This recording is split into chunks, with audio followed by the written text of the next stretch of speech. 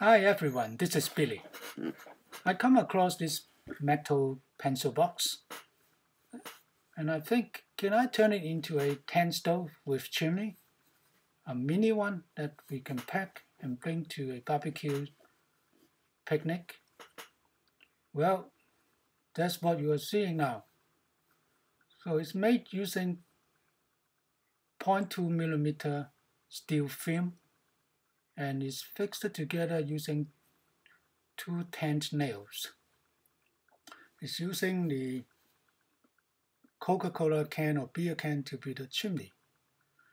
Let me take it apart to show you. So this steel frame is bendable. You can roll it up and put it in a beer can so it can hold still because it's very expandable. And you can pack everything and bring it to your camp. This video will show you how to make it, and there's a testing of the stove later. Our main ingredient is this type of cans, including this coffee can. So the way you create a chimney is by connecting the beer can with this coffee can.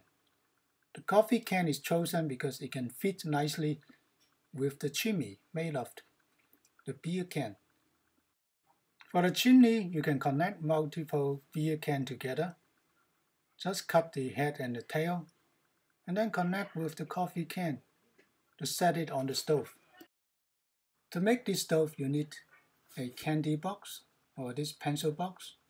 Any size is fine, except that a long rectangular shape is better to keep the chimney away from the cooking area. So I use this pencil box. The first task is to create a hole big enough to fit the coffee can. You can't make it too loose, so you have to just measure the size and just squeeze the coffee can in. Next is to cut the coffee cans around 2 centimeters from the top. You only need a little bit of the curved area to allow you to easily insert the beer can. Those curved areas will guide you into shape. Next, you need to cut the coffee can and leave only 2 inches in total length, and then cut the base into this flowery shape. Each leaf or petal of the flower was around 1 centimeter to 2 centimeters. So you can hold it to the top of the can using these rivet screws or the regular screws. Or you can even do away with the screws. Just make this teeth or portal, one on top, one at the bottom, so it can hold against the top of the can. So when the beer can get pushed down, it won't push the coffee can to the bottom to collapse it. Look at the video on the bottom right hand corner. That's the way we set it up for another stove. Bend the coffee can in such a way that there's half of the teeth going up on the top and another half of the teeth going down on the bottom. So both will clamp the coffee can in place. Make sure when you open the hole for the coffee can on the top can, don't open it too wide. Just open it barely enough to squeeze the coffee can in. Otherwise, there will be smoke leakage problem. So for the base of the can, we need to drill 4 holes at both sides together.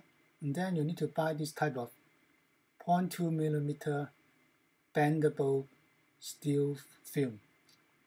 So it can be bent and collapsed in a roll so you can pick it away. We need to drill a number of holes at the bottom, but don't drill it yet, we'll mark it first. You need to create a big hole at one end of the steel frame so that you can insert the woods to be burnt. And the size of it, you need to measure it to be as wide as the can, but not wider than that. You need to make sure the entire piece of metal is in one single piece. don't cut it like the way I show you, because that will make the stove very unstable. As the steel frame is bouncing around, you need to have it in one piece to hold the stove well. So first you bend it into shape, press again all the corners because it may be bouncing back. Just make sure you push it against each wall of the can, and then look at the 4 holes. Use a pen to mark the place where you need to do the drilling.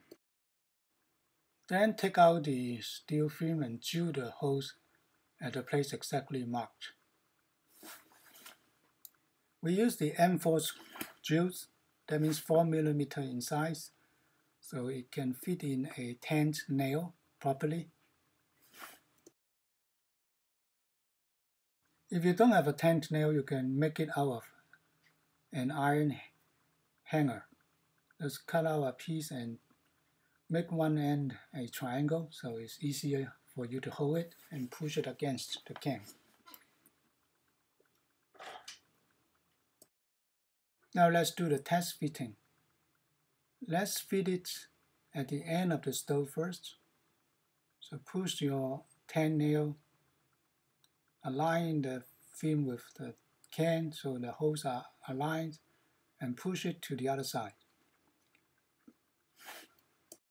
Next, let's move to the front of the stove, there where there's 2 metal frames that need to align to the same hole. Push your 10th across, and then push it to the other end, and you have the stove done.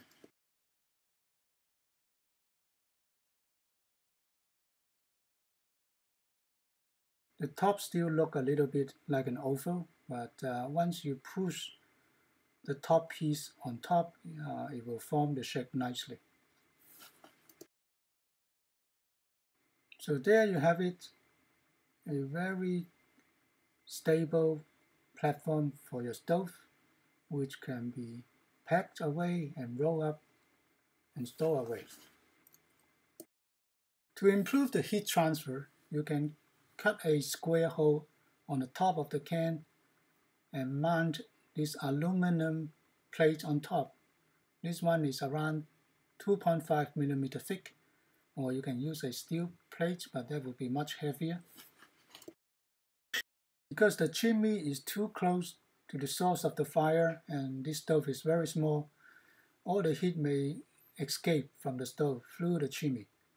So in order to avoid that, we can build a diaphragm covering the mouth of the chimney, so that all the hot air need to pass through the top of the can before it can exit through the chimney. And many of the stoves sold on the market has this type of diaphragm design to keep the heat around the top of the stove longer, or a bit longer, so you can have a much better temperature retention. If you don't like the style of the tent stove with the chimney, you can remove the cover and then use it like a regular stove. You can put your fire pan on top, or even as your stick of meat on top to do the barbecue. I'll stop here and leave you with the testing video and the detail how I make it video. If you like my video, please click like, subscribe, click the bell, and share with your friends too.